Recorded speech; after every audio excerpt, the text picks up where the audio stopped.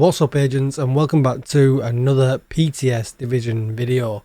Before we get started, be sure to give this video a thumbs up, hit the subscribe button and hit the bell so you are notified for all other Division videos that I'm going to upload. Or even better, come over to Twitch, twitch.tv/DJTICKLE, where I could be streaming this live right now. So this is a quick review of the brand new gun, the Kingbreaker. I logged into the PTS, I fully upgraded it. I'm going to quickly change this attribute here, the damage to armor, to damage to targets out of cover. And then I'm going to compare it to my Carbine 7 that I generally run with in this game. Because I think the Carbine 7 is pretty much top tier. I am cheating a little bit. I didn't expect them to keep our save from the last PTS. As you can see here, the weapon damage has got an extra 2% on it. Not a huge amount. Don't think it will make much difference. But we'll be able to see if this new gun is going to be comparable and if it's going to be top tier. I've not crunched any of the numbers mathematically. You can generally tell just by using the range. If it's really close, we'll do that at the end of the video.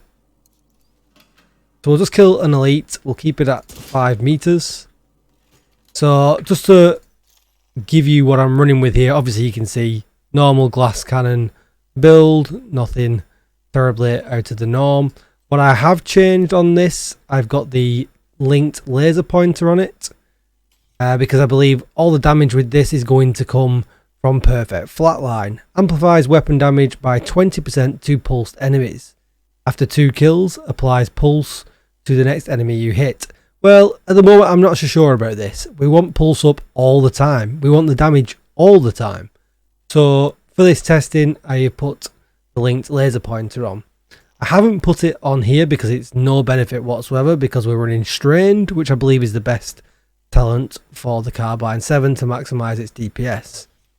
So a quick number crunching, as you can see at the moment, 135, but at a much slower RPM at 50. And then 109 with the 2% extra cheating weapon damage that we've got at the moment on this gun. But a whole 790 RPM, which is always what makes this gun, or the Honey Badger, or whichever it is you're using, kind of top tier. Stats wise, you can see on both of them I'm running at 59% critical hit chance. And you can see 178 on the Carbine 7 and 173 because of the linked laser pointer. Hang on, let's just double check we're on the right weapon. Sorry, 173, yep. Because of the linked laser pointer where we've lost some damage there. So we'll use the scuffed DPS meter for now just to see where we're at. And we'll check some numbers up at the damage numbers at the bottom. We'll do 1 kill.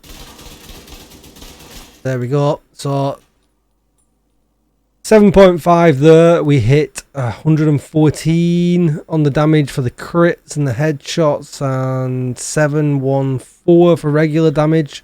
We'll do it again just to see. There we go, 9.8 that time. So this is scuffed. We need to really run that out.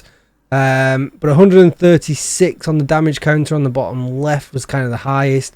121 kind of being the norm, the biggest number that we're going to get. Let's try with the Carbine. So higher with the Carbine, but lower damage numbers as expected. But the speed to kill looks like it's still close, very close.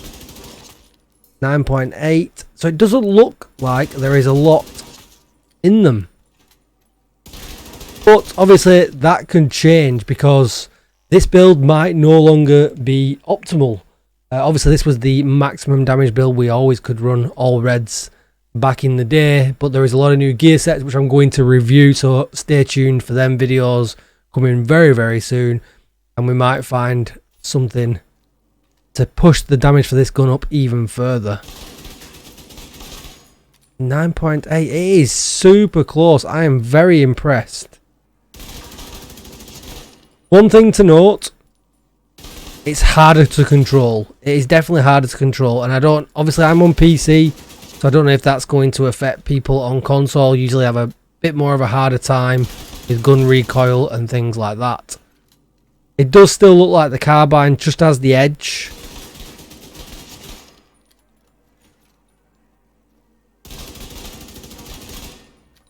And you can make a few more mistakes with the carbine because of how fast it fires. You know, if you like me, if you're not too tip-top at sticking on the headshots, you're going to get away with a bit more damage on the carbine. But we'll just look at one more before we finish. So it's the Kingbreaker. This is what it looks like maxed out without the expertise ranks, obviously. Perfect flatline, amplifies weapon damage by 20% to pulsed enemies. So there's obviously some new gear set opportunities with this as well. But this was just a very quick review of the Kingbreaker. It's not going to look like this. Yannick's already confirmed that this is a placeholder. But as it stands, it looks like it is mixing with the big boys at the top of the DPS list. Thanks for watching, everybody, and I will see you in the next one. Bye bye.